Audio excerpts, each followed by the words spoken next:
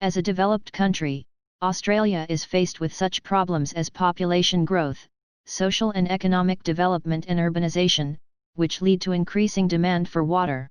According to our study, rainfall in Australia is significantly less than evaporation. We also made relevant studies on Fisherman's Bend and found that this region also faced similar difficulties. Therefore, we proposed 3 challenges and 3 responses against this dilemma. First of all, we analyzed the existing precipitation system in Fisherman's Bend. We found that the source of water resources in this system is very limited, which is only rainfall. And so we found the waste. Wrong and inefficient waste disposal methods, such as landfill or incineration, not only result in the waste of land resources, but also cause air, water, and soil pollution. We hope to turn waste into new water through our design system. Therefore, we propose a system to recycle garbage into new energy and link this system with the existing water management system. In this system, we can see that what we input is solar energy, urban sewage, water from rivers and lakes, domestic wastewater, industrial wastewater, rainwater and flood, etc. What we output is available water and other energy sources. After that, we started to explore how to optimize Fisherman's Bend's water management system. We did a runoff analysis, got the flow trend and low points in Fisherman's Bend, and got some data on the existing streamline. We optimize it by merging some repeated flow lines and similar points. We develop some low points into green spaces to make them more water-carrying, help improve the urban microclimate, and also become people's leisure green spaces. Some prototypes were made to show the combination of water and the city.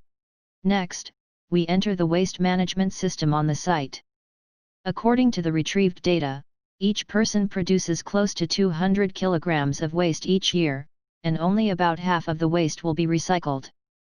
We investigated the distribution of existing waste collection points on the site to help us determine the location of the waste treatment plant. After that, we got the synergy of 3 areas, from waste collection to waste disposal to produce water, electricity, and heat, to supply water and energy to cities. First of all, we think about how to collect garbage more efficiently.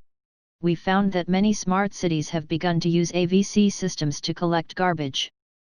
The garbage will be transported directly from each household to the transfer station through the pipeline, where it will be sorted and pre-treated.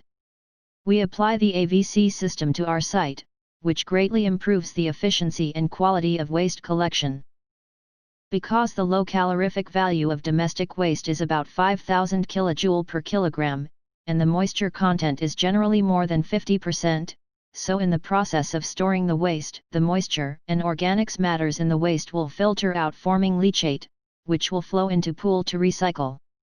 Besides other special treatment, in this process high water content, such as fecal sludge and garbage, in the factory cluster design, we have roughly 3 treatment areas. First, we analyze the function and components of waste treatment process. We draw some machinery section sketches by research and combine each component together. Second, we analyze the function and components of leachate treatment process. Refer to the case of China Western Power Plant. We sort out the leachate treatment process and size of each tanks. Then, we refer the patent application about special treatment and sort out the process and some necessary machinery equipment. After finishing a deep understanding of function and components of each treatment area, we prepare to design it on Fisherman's Bend. The size of the development area is around 4.8 square kilometer. AVC Systems is capable of a 2 kilometer suction distance between the collection center and the further inlet, so we created a 2 kilometers intersecting circle, the center of which is connected with the point of intersection area to form a triangle. The 2 center points are marked as waste transfer stations. The intersection point is the factory cluster. This is the detailed flow chart of the factory cluster. The useful material output is water and electricity. The transportation facilities are needed to be determined next stage. In the factory cluster, the input material is waste. The output includes flue gas, electricity, bottom ash, and water. In this chapter, we focused on exploring how to transport the electricity, water, and heating produced by the waste treatment cluster. Given that the ground condition of Fisherman's Bend is vulnerable, therefore, we need another method to set up the pipes network. The aqueduct designed by Alvaro Siza inspired us. Elevated pipes would be more efficient for later on maintenance, and this would be more economical than conventional underground piping. Apart from Siza's case, we found that the history of the aqueduct can be traced back to ancient Rome. The Romans set water sources at high place, and the aqueducts are built into smooth sloping channels in which the water is carried by gravity to urban areas in lower place. This practice delivered the wisdom of the ancient Romans. If we take this method as one of our design methods to response water stress, the infrastructure could transfer water in a way that reduce the energy consumption of the water supply system. Next stage, we try to explore the dimensions of different blocks in Melbourne, such as residential area, commercial area, and industrial area, as well as buildings in the block. Then by combining Fisherman's Bend's existing land use, we could develop our aqueduct network. In other words, the density of water pipes is determined by the type of buildings. For example, the buildings in the industrial area have a large size, which determines that the density of aqueduct is lower than other areas. Then we take the local planning framework into consideration. Based on the current planning of the local council on Fisherman's Bend, red areas on the map represents the high-rise buildings development area in the future, yellow stands for middle-rise buildings or mixed-use buildings, and brown area represents low-rise buildings. Therefore, aqueduct is divided into 4 different levels according to the building types in the area. And we could develop our aqueduct hierarchy based on the type of buildings. At the same time, we consider embedding the power grid and the heat pipeline into the aqueduct structure. The key point we need to consider is the pipe turning radius in the aqueduct. We know from relevant research that the turning radius of urban pipelines ranges from 0 to 90 degrees. Then we classified the aqueduct according to the water capacity in the aqueduct. The width of the aqueduct with large water outflow from the treatment cluster is 8 meters in width, and the aqueduct system could be determined according to the population density of the region. Then, with the hexagon as the minimum unit of our design, we combine the aqueduct units in different widths, which can be elevated paths or platforms for people. Since aqueduct framework almost covers the entire Fisherman's Bend, we used the surface of aqueduct as the walking system of Fisherman's Bend, a traffic calming area which is not disturbed by motor vehicles. And we call it the vein of the city. We developed this walking system based on the framework of aqueduct. The main design concept was the design of the rest platform and aqueduct's connection with the surrounding buildings. The rest platform's location is according to the theory that 400 meters walking is a distance that pedestrians will feel tired, so we took 3 transport hubs as the starting points, draw circle with 400 meters radius, along the framework of aqueduct subsequently to determine the location of the rest platform. And the rest platform is shaped like a hexagon in echo of the aqueduct unit. Then we need to design aqueduct to connect with the surrounding buildings. We call it the urban synapse, because it is just like the synapse worked as the interface of urban spatial information exchange. And then we propose 3 ways to connect aqueduct to surrounding buildings. The first way is to make a small range of fluctuations on the route of aqueduct so that aqueduct fits the building on one side. The second way is to extend 2 tentacles from the main axis of aqueduct to connect the buildings on both sides. And the rest platform of aqueduct is another way. Aqueduct extends to the surrounding buildings in a hexagonal shape to form a public space connecting 2 or several buildings.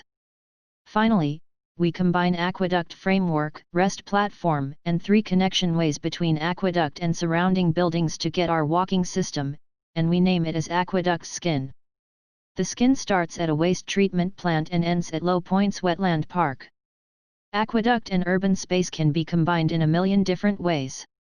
We have listed several examples here, such as the combination of the endpoint of aqueduct and Low Points Wetland Park. This diagram summarizes our waste treatment system and shows the synergy of the 3 subsystems in space. The AVC system is responsible for collecting garbage, the factory cluster is responsible for converting waste into available water, electricity, and heat, and the aqueduct system is responsible for transporting converted energy back to the city.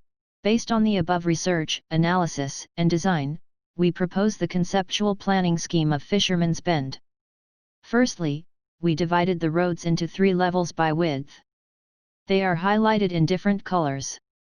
Then, we planned the Fisherman's Bend transportation system. In addition to the existing road system, we designed a walking system and a bicycle system based on the aqueduct framework and placed these systems at different heights respectively without affecting each other. We also have a train system and 3 transport hubs. Finally, we got this proposed framework. Aqueduct was spread out across the field, and we had wetland parks at low points. The north area where the waste treatment plant is located is an industrial area, while the area on the south side of the freeway is an office, commercial and residential area. The north side of the site is defined as the employment precinct and innovation cluster, while the south side of the area is the large-scale residential area within the site. Then we plan to develop it into a civil center as a buffer zone and become the center of Fisherman's Bend to radiate to the entire site and provide diverse services. We respect the original building footprint, increase the height of the building, and set up a 2-story platform as the second skin of the city to provide a safe space for activities, and use transparent materials to avoid overshadowing on the ground. The bottom space is not interrupted by multi-layer connections. Some landscape facilities such as sculptures, structures, and tree ponds are placed here. Various green leisure spaces are set up on platforms of different heights, and the mushroom-shaped load-bearing structure provides shelter. Without too much division of the space, we give it unlimited possibilities. The second floor connection platforms make it not only have good vision and lighting conditions, but also have the function of short-term stay and leisure.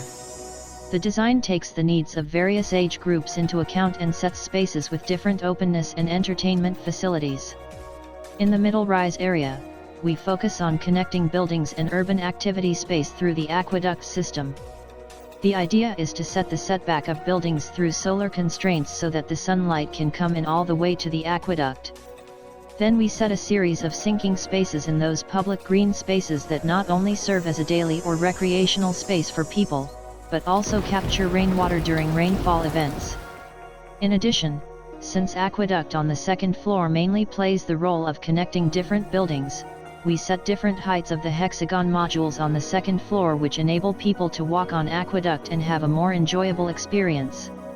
Then, we could set up recreational facilities on the site, such as children's playground and skateboard facilities, which can meet the needs of people of different ages.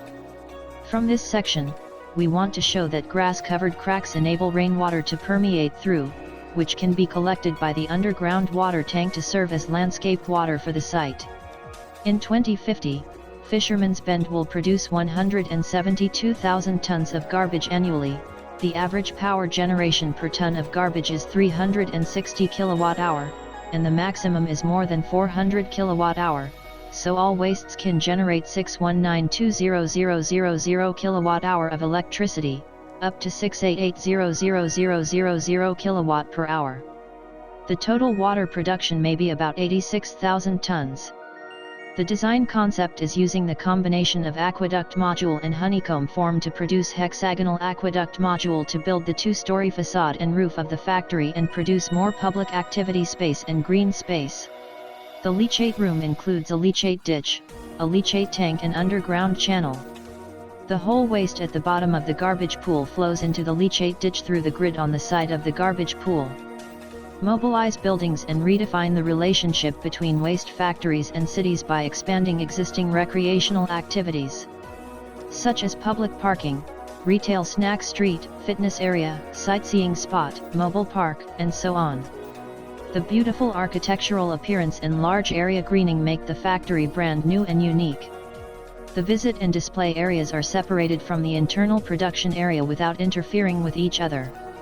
A vivid, safe, clean, and comprehensive educational exhibition corridor and a garbage disposal visit corridor are set up in the interior space of the factory. The indoor and outdoor lighting and shadow effect makes the visitor experience better.